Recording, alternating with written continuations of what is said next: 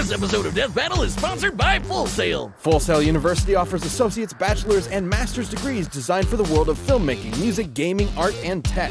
Offered both online and on campus, these programs are accelerated so you can earn your degree in half the time and using the same tools found in the industry. Full Sail grads have gone on to do big things, mixing hit records, working on major films, winning awards, and more. And alumni are always able to come back and audit classes throughout their careers while receiving lifetime support. To learn about Full Sail's entertainment, media, art, and technology programs, as well as potential scholarship opportunities, visit fullsail.edu/deathbattle. That's fullsail.edu/deathbattle.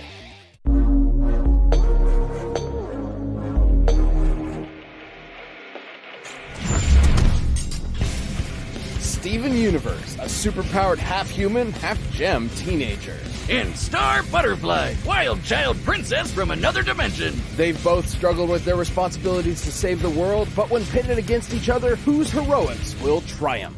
He's Wiz and I'm Boomstick. And it's our job to analyze their weapons, armor, and skills to find out who would win a death battle. The Diamond Authority was an alien superpower set on conquering the universe for their own gain. They're literally diamonds, like shiny alien rock people. As the most powerful of the gems, the diamonds led armies of lesser gems, including pearls, amethysts, and others, to prepare planets for destruction by the Authority. These armies were trusted to obey. But they had an enemy rock person, Rose Quartz. She'd been living on Earth and really liked the place, so she was leading her own group of gems in rebellion, the Crystal Gems. To which the three diamonds of the Authority responded by trying to destroy every gem left on Earth. That sounds like overkill, but in a huge blast of light, every gem was corrupted or destroyed, except for Rose and her closest gems, a garnet and pearl. She'd managed to defend them all with her shield. Given the light emanating from this attack and its distance, we can estimate it to be over 843 million tenajoules per second of energy. Joules? More like joules, am I right? That's what I said? No, like with the W. Never mind. Well, now with the diamonds rebuffed, Rose was able to settle down, and she even met a human she got along with, Greg Universe. What a badass. I wish my last name was Universe. They got along so well that one thing led to another, and whoops! Rose had to give up her body so their son could be born. True to his heritage, Steven has many gem-related powers. Since when Rose gave up her body to create him, she effectively gave him all of her power as well, including her own gem. And while Steven's a stalwart pacifist, this led to him following in her footsteps to defend Earth from the diamonds when they inevitably return. But he's got plenty of ways to defend himself and the others. He can create shields and bubbles to protect from different attacks, use bubbles to teleport things away, and shapeshift to get bigger. He can also control his personal gravity to float or jump as high as he wants. And he can even fuse with other gems, or sometimes a human. Wonder what a fusion between us would look like. Fusions tend to result in a more powerful entity than the sum of its parts, but I'm not sure that would happen. Yeah, you're right. You wouldn't be able to handle it. Sure. Anyway, as a gem, Steven is much stronger than an average child. While he doesn't look for conflict, conflict always seems to find him. Like when he's taken on huge monsters or pushed through the G-forces of faster-than-light travel. And when he's in a fight, he combines that crazy strength with awesome speed and agility. He can outrun an alien security system with electric fire and ice attacks, and he's dodged lasers. Even if he can't get away in time, Steven survived an entire temple exploding and taken hits from a bunch of gems, which is huge. I mean, Garnet once punched so hard she could split a mountain. Another gem he's on par with, Lapis, telekinetically lifted the entire ocean into the atmosphere. Boomstick, do you know how heavy the ocean is? No, do you know how heavy the ocean is? The effort required for that would be anywhere from 92 petatons to over 10 zetatons of TNT. Man, that's a lot of water. His bubble and shield are also way stronger than they look, since they can defend against attacks from the diamonds themselves. Not even Steven's spit could have helped with that attack. Oh, if you haven't heard, his spit can heal people. His saliva can even give plants, like fruit, humanoid form. Just spitting out seeds from a watermelon has gotten Steven in quite a bind before. That's not gonna pop up and attack me, is it? No, Boomstick. Regular watermelons don't attack people. But depending on Steven's emotional state, he has varying control over his plant-based life forms. You gonna eat that? Aside from his spit, Steven's tears have brought people back from the dead. They just turn pink and have powers of their own after. It's weird. Despite not being one to pursue conflict, Steven's been stuck for a while making the best of carrying on Rose's duty. So his kindness and feelings of responsibility for those around him push him to use those healing abilities whenever he can. He can even mend himself with accelerated healing that lets him fix fractures and minor injuries nearly immediately. And when Steven's knocked out, he can leave his physical body, sort of like a ghost. The drawback is he can't physically interact with anything while he's projecting. But when Steven goes to sleep normally, he can possess other people's bodies. Good luck trying to fall asleep in a fight, though. I've tried. But protecting the Earth wasn't the only surprise Steven's mother left for him. As it turns out, she was never actually Quartz at all. She was, in fact, Pink Diamond, one of the heads of the Diamond Authority. What? Despite being sent to Earth to conquer it, she fell in love with the planet, which led her to give up her title and transform into Rose Quartz. All of this was withheld from Steven for most of his life, as Pearl worried how the truth might change him. Oh, believe me, parental trauma will take a toll on anyone's mental state. And when Steven gets too overwhelmed, he taps into his latent diamond abilities, making everything way stronger and way killier. In this, his pink state, he's so fast his perception of time slows to a crawl. His bubble and shield become hexagonal and strong enough to crush other gems. Like when he lost control of his emotions in a fight with Jasper and killed her. He did bring her back to life with his super tears, but that kind of stuff made him think he was a monster, and he basically turned into a pink state Godzilla. But this wasn't Steven hulking out all of a sudden. It was the result of a full emotional breakdown after years of stress and trauma. Luckily, his friends came in clutch and it worked out okay. But he still risks becoming a monster if he's ever completely emotionally broken. With the support of the crystal gems, his dad, and his friends, Steven managed to work through his personal issues, so hopefully he's not faced with becoming a monster ever again. So that's one less monster to worry about, Tokyo. And since Monster Steven has the same power as his pink state, just with absolutely no control, Steven's still powerful enough to take on anything in his way. Of course, if it was up to Steven Universe, everyone would just be friends. Garnet, Amethyst, and Pearl, and Steven! When Marco met the new exchange student at his school, he thought he was just making a new friend from a different place. And he definitely didn't think she'd be a magical princess who'd drag him along for all of her crazy adventures. This girl from Muni What? was a little weird and a little wild, and on top of bringing magic to Earth, she might have brought along a few extras as well. This displaced heir to the throne and defender against monsters was none other than Star Butterfly. She may have been backed up by generations of magic users before her and super strong in her own right, but Star wasn't the perfect princess. She would have been sent to the terrifying and personality-draining St. Olga's School for Wayward Princesses, but luckily, Star's parents took one look at that place and decided, no way, she's going to Earth instead. You know, Earth really isn't the best place for her to be practicing magic. We're not used to people casually casting spells here. What'll humans say? Well, since Star is a Mumin... What the f*** is a Mumin? That's what the people of Muni are called. She's already superhuman compared to her peers on Earth. She survived a blast that leveled the top of Castle Muni, and can use her wings to help her get out of the way in a pinch. What, those tiny things? There's no way she can actually fly with them. At least she can make a bubble around herself to defend against attacks. Her butterfly heritage also grants her the Magic Instruction Book. This spell book is incredibly important, as it contains spells created by all the magical rulers of Muni that came before her. And she creates her own spells too, like Cupcake Blast, which fires a beam filled with cupcakes. Okay, half of these spells don't make any sense. Jelly Bean Hallucination Mist? Starfish Tsunami? What the hell are these names? I want a Jelly Bean Hallucination Mist.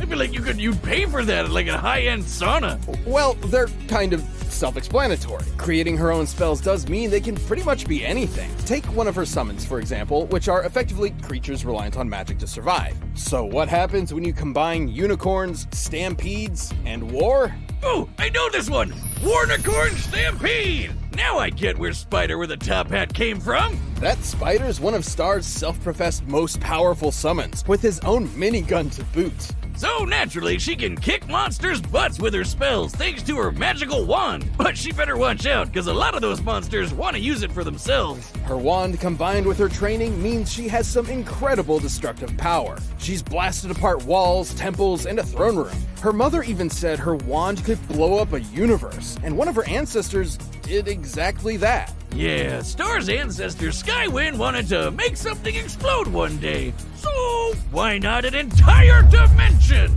And remember that book we mentioned earlier? Skywind recorded her experience specifically so her successors would know what to do if they also wanted to destroy a dimension. So Star should be able to do this, since she's known to be an incredibly strong princess on top of being the heir to the Butterfly Spellbook. Speaking of destroying things, her thermonuclear butterfly blast has wrecked a house. And according to Star, her mega explosive crystal laser is powerful enough to obliterate planets. But she just likes to use it to play with cats like a laser pointer. Star has spells for more than just destruction though, like her Bunny Rabbit Blast, which she's used to catch up to cars. And one of the monsters she's fought, Meteora, has deflected lightning. Being able to fight on par with Meteora means Star's able to reach speeds over Mach 1000. But if all that wasn't enough for you, once Star went through puberty... Oh, you gotta be kidding me. She learned how to access and control her far more powerful Butterfly form. Now that's a set of wings! I just wish peering into her eyes wasn't like peering into the 9 layers of hell. It's obviously a stand-in for puberty. Star compared the process of attaining it to, quote, suddenly looking at boys as if they were made of bacon. Like you've never eaten it in your life, and all you want to eat is bacon. So what you're saying is if I eat enough bacon, I can get magical powers? Anyway, through her time in various dimensions, fighting monsters and defending her friends, Star's become strong enough on her own that she no longer needs her wand. In fact, her wand only ever served as training wheels to help her harness this magic herself. Soon enough, though, she realized monsters weren't actually the bad guys, so she started to fight for them instead of against them. This wasn't a popular decision with humans, but Star knew it was the right choice and followed through. Unfortunately, the fighting continued, and Star realized in order to truly quell the conflict, she needed to fight magic itself. So her mother, her great-whatever-grandmother, and Meteora all banded together to cast the Whispering Spell in the realm of magic. This spell is designed to silence or end magic, and when cast within the realm of magic, it destroyed magic itself. All of it. But doesn't that mean she killed all the magical creatures across the different dimensions because they need magic to survive? Yeah, we don't talk about that. Well, after destroying magic and every magical creature in existence, Star was finally able to bring peace to Muni. Star had a lot of growing up to do when she was sent to Earth, but she learned to control her powers and led her country to peace. Mostly. Now, she's truly grown from her chrysalis into a butterfly. Who's ready for a bloody, bloody bloodbath? All right, the combatant star is set. We've run the data through all possibilities. But before we do, it's time to talk about our sponsors. I'd like to take a moment to wish friends of the show Adam and Eve a very happy birthday.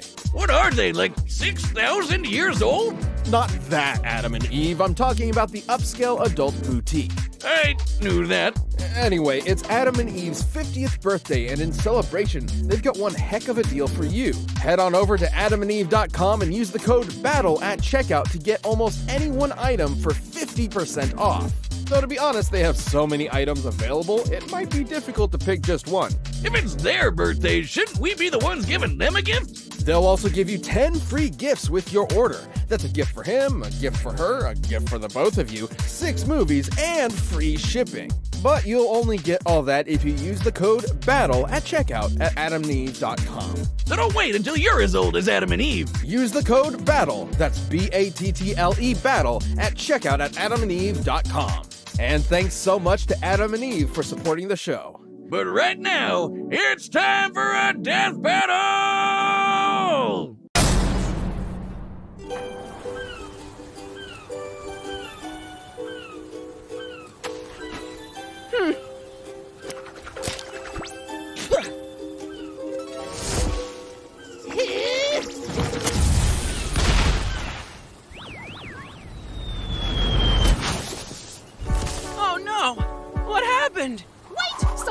Wait, I can fix it.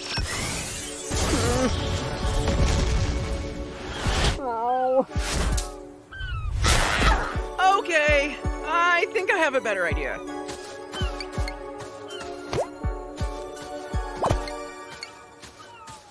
Wow, grumpy much.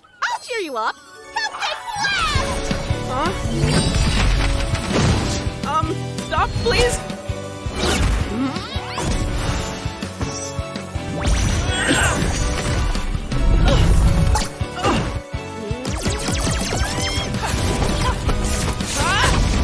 What did sandcastles ever do to you? I don't know.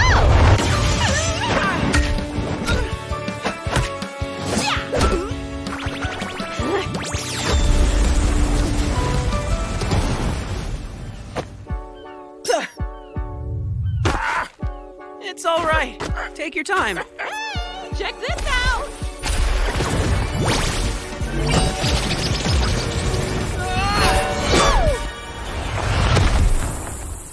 Ow. Huh? What's wrong?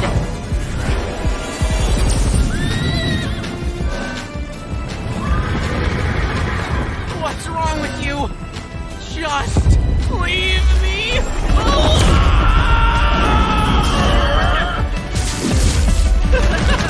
More cry!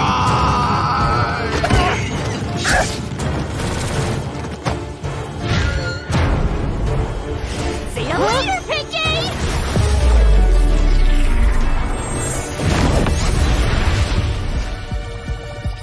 Whoa! That's neat!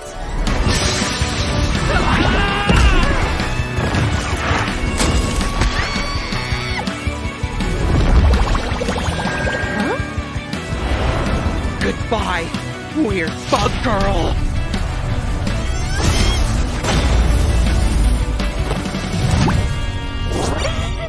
Never surrender!